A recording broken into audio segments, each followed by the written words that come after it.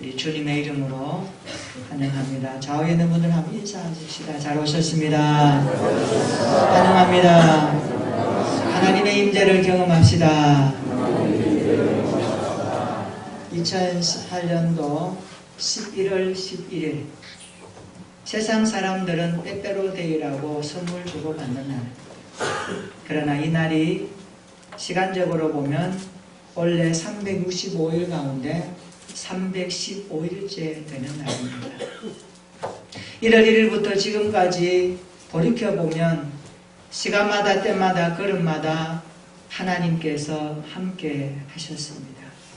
어려울 때도 함께 하셨고 기쁠 때도 함께 하셨습니다. 함께 하신 하나님을 찬양합니다. 이런 말이 있습니다. 한자 내용입니다. 답설야중거하야 불수호란행이라 금일아행적은 수작부인적이라. 이런 뜻입니다. 눈 내리는 들판을 밟아갈 때에는 모름지기 그 발걸음을 어지러이 하지 마라. 오늘 걷는 나의 발자국은 반드시 뒤 사람의 이정표가 되리라. 이런 뜻입니다. 이제 연말을 앞에 놓고 11월 달려온 지난날을 돌아보며 잘 걸어오셨습니까? 믿음이 약한 후배들, 연약한 성도들을 위하여 나의 한 걸음 한 걸음이 본이 되었습니까? 오늘 주님을 바라보며 달려가는 우리의 모습이 반듯하게 뒤 사람들에게 믿음의 이정표가 되는 멋있는 그리스도인들이 우리 교회 안에 충만하기를 축복합니다. 어느 곳에서도 비교할 수 없는 하나님의 교회의 영광스러운 주님의 은혜들을 날마다 경험하는 우리의 예배와 우리의 신앙이 되기를 축원합니다. 심리학자들이 연구를 해보았습니다. 인간이 고난을 당할 때 나타나는 증상이 무엇일까? 무려 75가지의 증상이 나타난다고 합니다. 그 모든 증상 몰라도 좋습니다. 심리학자들이 내린 결론입니다. 인간이 고난을 당하고 고통을 당하고 나면 2가지의 결론에 도달합니다. 인간의 반응입니다. 한쪽 분류는 두려움의 손바닥을 내밀고 또 한 증상은 믿음의 손바닥을 내민다고 결론을 내렸습니다. 오늘 우리가 신앙생활하면서 그 어떤 고난을 만나더라도 반드시 믿음의 손바닥을 주님께 내밀 수 있기를 축원합니다. 그 사람이 그리스도인이요 그 사람이 구원의 백성입니다. 두려움의 손바닥이 아니라 주님 앞에 믿음의 손바닥을 내밀 때 우리 주님이 붙들어 주시고 동행해 주실 것입니다. 마틴 루터킹 목사님 이런 말을 합니다. 고난은 축복을 가져다 주는 지름길이다. C.S. 루이스는 이렇게 고백합니다. 고난은 행복의 보자기와 같다. 고난은 그런 것입니다. 믿음으로 선택하면 고난이 오히려 축복이 되는 것입니다. 오히려 행복의 보자기가 되어 우리 인생을 아름답게 만들어 간다는 사실입니다. 오늘 주님께서 주시는 팔복 가운데 마지막 8번째 내용입니다. 우리 10절 말씀 같이 읽어보겠습니다. 10절 시작. 의를 위하여 박해를 받은 자는 복이 있나니 천국이 그들의 것임이라. 아멘. 여기 박해라는 단어가 나옵니다. 여기서 말하는 박해는 핍박을 말합니다. 잘못을 범함으로 당하는 고통이 아닙니다. 본문의 이 핍박은 의 때문에 당하는 고통을 말합니다. 의 때문에 당하는 이 고통은 예수님 때문에 당하는 고통과 직결되는 내용입니다. 바울은 디모데후서 3장 12절에 이렇게 고백을 합니다. 무릇 그리스도 예수 안에서 경건하게 살고자 하는 자는 박해를 받으리라. 누구든지 그리스도 예수 안에서 경건하게 살려고 하면 박해가 따라온다라고 바울은 가르쳐줍니다. 우리가 예수님처럼 살기 시작할 때, 팔복의 성품을 드러내기 시작할 때, 예수님이 당하신 욕을 먹기 시작할 때, 그의 고난에 참여하기 시작할 때, 이 세상에서 어렵게 살기를 시작할 때 우리 앞에 핍박이 기다린다는 사실입니다. 여러분 다시 11절을 보시기 바랍니다. 우리가 깨달아야 할 것이 하나 있습니다. 이 고난의 원인, 핍박의 원인이 어디에 둘 것인가 하는 내용입니다. 주님이 말씀합니다. 나로 말미암아라고 말씀합니다. 나로 말미암아. 10절에 보면 의를 위하여라고 말씀합니다. 우리가 신앙생활하면서 누구 때문에 고난을 받습니까? 무엇 때문에 핍박을 받습니까? 그 내용이 정말 주님 때문에 받는 고난이 되었으면 좋겠습니다.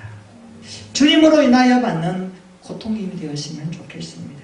정말 주님을 따르기 때문에 당하는 고통이라면 그 고난은 주님이 기억하시는 것입니다.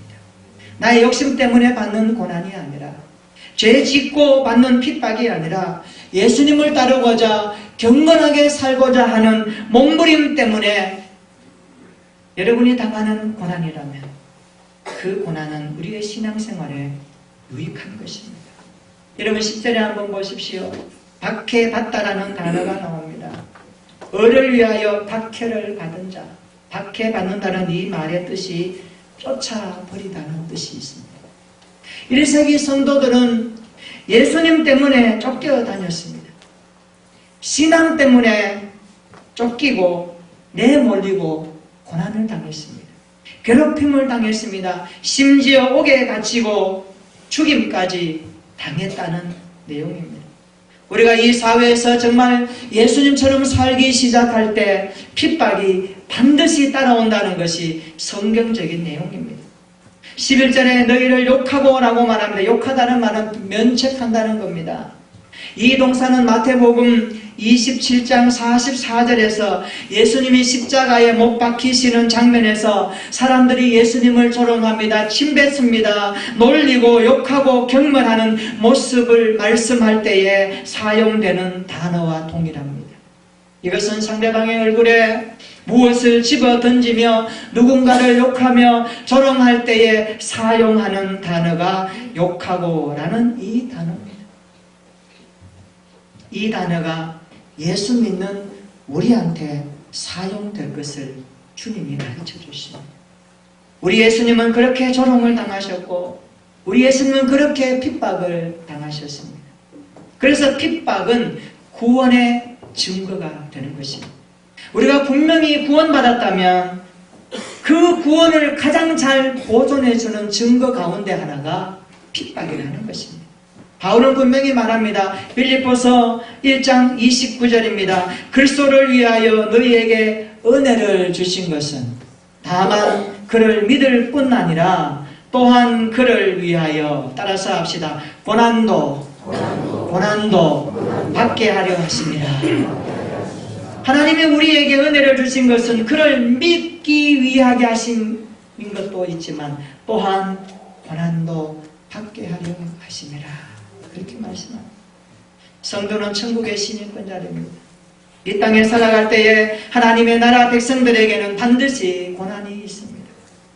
원수들이 우리를 대적하고 우리가 전하는 복음을 미워하고 우리 속에 계신 예수님을 미워하고 멸시하고 우리가 전하는 하나님에 대해서, 하나님의 나라에 대해서 화를 내고 욕하고 함부로 할 때에 이것은 분명 우리가 구원받았음을 증거하는 일입니다. 믿으시기를 축원합니다. 내가 구원받았구나, 내가 하나님의 자녀이구나, 그때 증거받는 것입니다.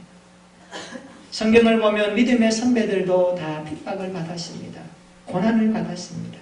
전승에 따르면 예수님의 제자 한들에는 계속 복음을 전하다가 그 복음 때문에 십자가에 달렸다고 합니다. 베드로는 9개월 동안 감옥에 갇혀 있다가 십자가에 거꾸로 매달려 순교했습니다. 바울은 네로에게 목이 참수형을 당해서 죽었습니다. 그들은 믿음 때문에, 주님 때문에, 의를 위하여 박해를 받고 고난을 당한 것입니다. 우리가 천국의 백성임을 자각하며 살 때에 반드시 고난이 있다는 것을 우리는 알아야 됩니다. 히브리서 11장 36절로 37절에 이런 내용이 나옵니다. 또 어떤 이들은 조롱과 채찍질뿐 아니라 결박과 옥에 갇히는 시련도 받았으며 돌로 치는 것과 톱으로 켜는 것과 시험과 칼로 죽임을 당하고 양과 염소의 가죽을 입고 유리하며 궁핍과 환난과 학대를 받았다라고 기록합니다. 우리 믿음의 선배들이 이 고난의 길을 간 것이, 전승에 의하면 이사야 선지자는 악한 므낫세 왕으로부터 멍석에 돌돌돌 말려서 톱으로 잘려서 죽었다고 합니다. 얼마나 끔찍한 순교의 현장. 믿음의 선배들은 무시무시한 핍박과 고난의 길을 통과한 것입니다. 그래서 주님은 우리에게 위로해 주십니다. 너희가 나를 위하여 복음 때문에 주님을 따르고 경건하게 살고자 하는 그 이유 때문에 당하는 핍박과 고난에 대해서 위로해 주시고 계십니다. 그 위로의 약속이 무엇입니까? 10절을 보면 천국이 그들의 것임이라 말씀합니다. 3절에 보시면 심령이 가난한 자는 복이 있나니 천국이 그들의 것이미요 라고 시작했다가 마지막 8번째 복에 나와서도 천국을 약속하고 있습니다. 이 8복은 천국으로 시작하여 천국으로 매듭짓는 주님의 말씀입니다. 천국은 하나님의 통치로 임하는 나라 아닙니까? 예수님을 믿는 성도들 안에 하나님의 나라가 성령의 통치로 임합니다. 그리고 예수님의 재림을 통하여 완성되는 나라가 하나님의 나라 천국입니다. 주님은 이 천국을 우리에게 약속하고 계십니다.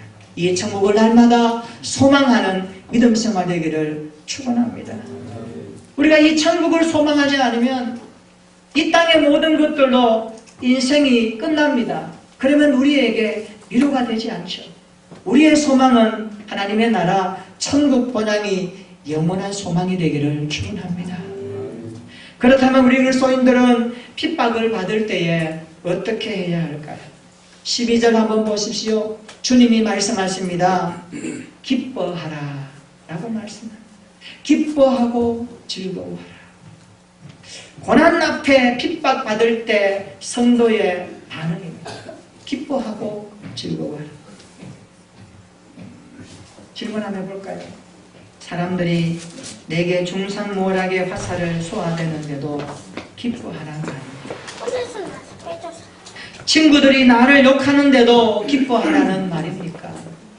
사람들이 내 등 뒤에서 뭐라고 수근수근 하는데도 기뻐해야 한단 말입니까? 사람들이 나를 깎아내리는데도 기뻐해야 합니까? 이 질문 앞에 성도의 대답은 무엇일까요? 그렇습니다. 기뻐해야 됩니다. 즐거워해야 됩니다.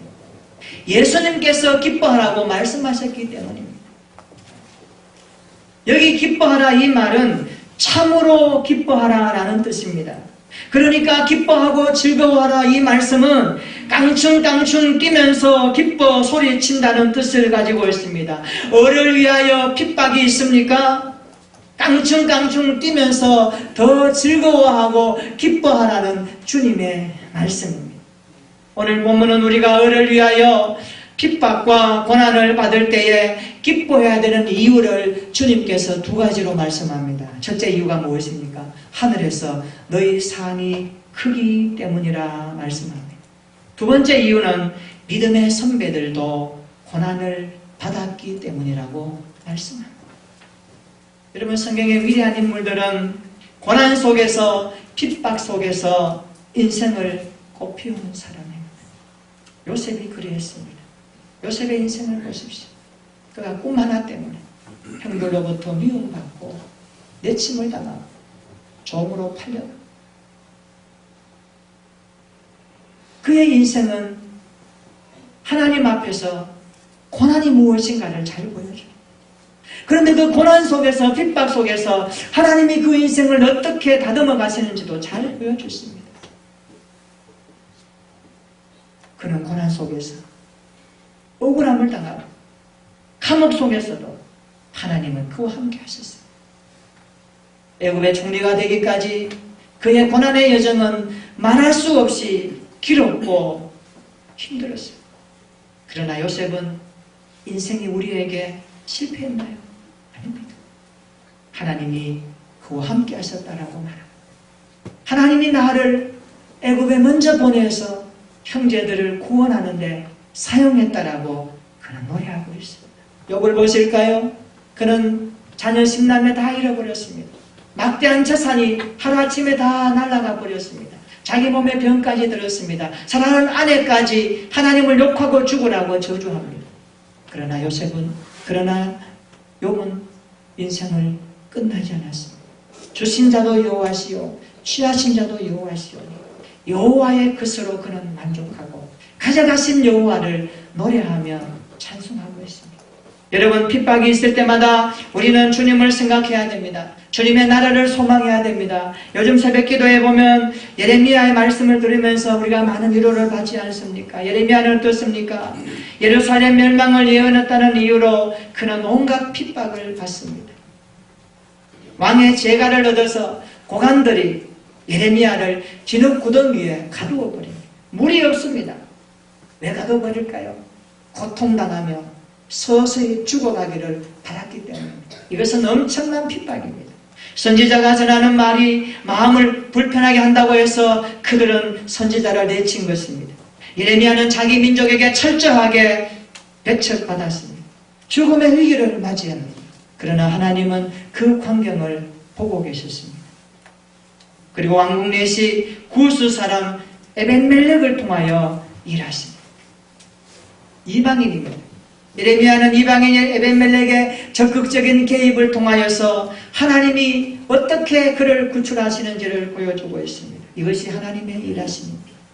여러분, 고난받을 때 핍박 가운데 있습니까? 하나님의 일하심을 바라볼 수 있기를 축원합니다. 고난 가운데서도 일하시는 하나님의 전능하심의 손길을 체험하는 신앙 되기를 축원합니다. 핍박 중에도 일하시고 우리 안에 놀라우신 하나님의 손길을 이루어 가시는 그 주님을 바라볼 수 있기를 축복합니다.